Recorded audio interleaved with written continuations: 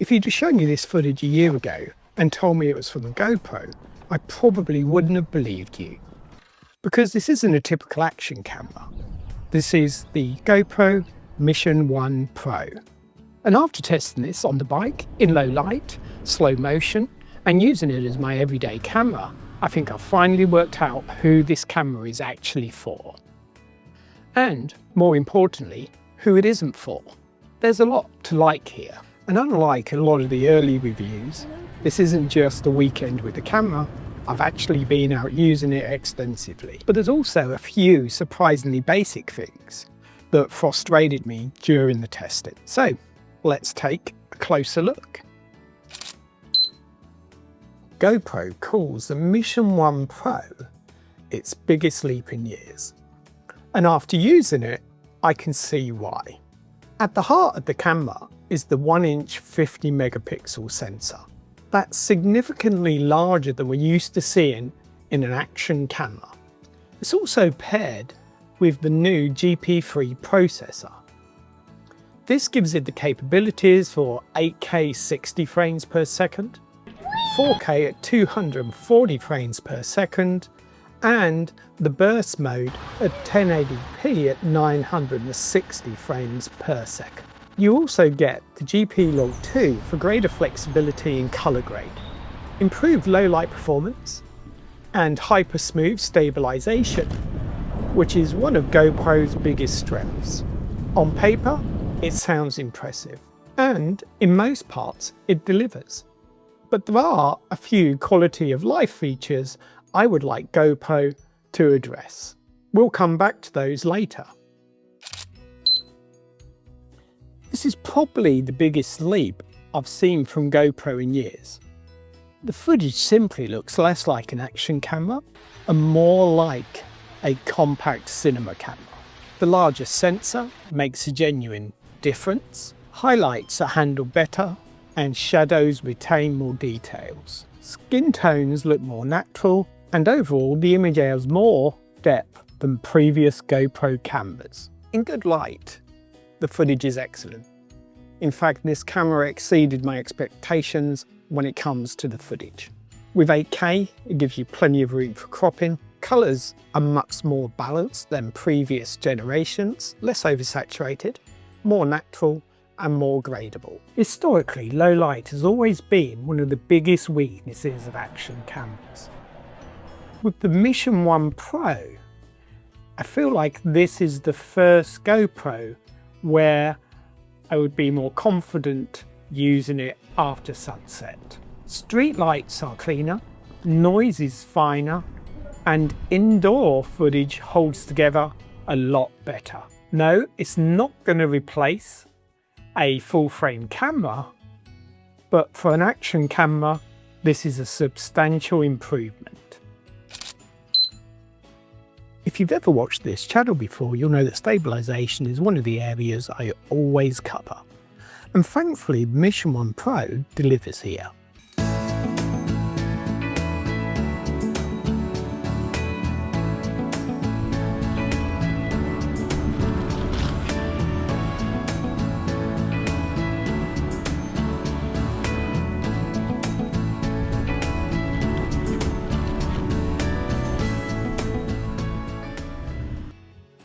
Walking footage is smoother, cycling footage remains stable, even on rough ground.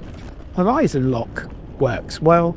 Because the camera has so much resolution, stabilised 8K footage gives you a wider field of view than you'd normally expect.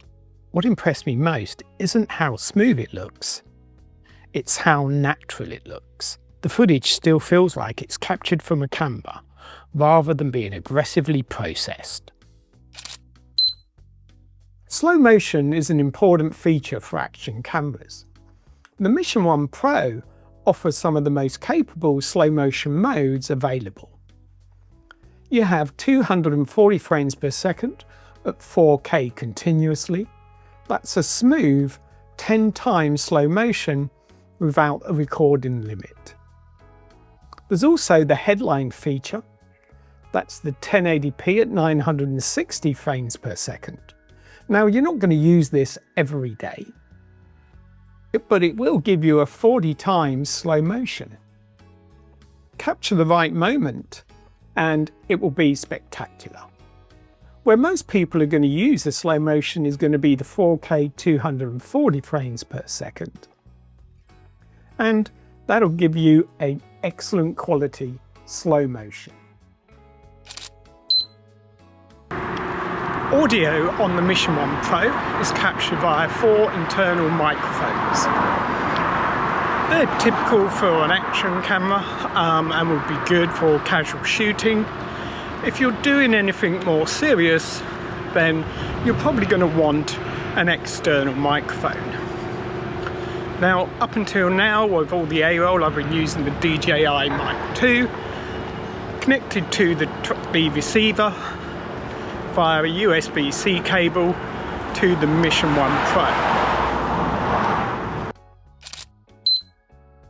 Earlier in the video, I mentioned a couple of things that frustrated me during testing. Now, these are small things, they're not major items, and they could probably be fixed by GoPro in a firmware update. The first one is that when you charge the unit powered off, you get no indication of the charge progress, so you can't see when it's going to be complete. Now, other cameras like the DJI Action series do this, and I would like to see GoPro add this as a feature. The second is that if you're going to use anything but the standard color profiles, you don't have the overexposure warnings. You don't have any zebras out of the box. Now, I believe there may be a way to add them using the labs, but I would like to see this as a standard feature in a firmware update. These are not major problems, like I say, and they certainly wouldn't be a reason to stop you buying the camera, but they're just annoying enough to be aware of. This is the most important part of the video. The camera can be excellent, but it still might not be the right camera for you. The Mission 1 Pro is ideal for creators that want a camera that can do everything. YouTubers, travel creators, cyclists, outdoor filmmakers, people who color grade, and people who use slow motion regularly. People who want action camera durability without sacrificing image quality. In fact, if image quality is important to you, then this is probably the first camera that I would choose over the DJI Action 6. And I'll tell you why in my comparison video. If you only post quick shots to social media, most of what this camera offers will go to waste. If you never edit your footage, then you're paying for features that you'll just never use. And if your needs are simple, then a less expensive camera may be better for you. Mission 1 Pro isn't just another GoPro. It feels like GoPro have built a camera aimed at creators rather than just action sports users. The large sensor transforms image quality, slow motion is exceptional, and the stabilisation remains among the best available. And for the first time, I actually feel comfortable using the Mission 1 as a creator camera and an action camera.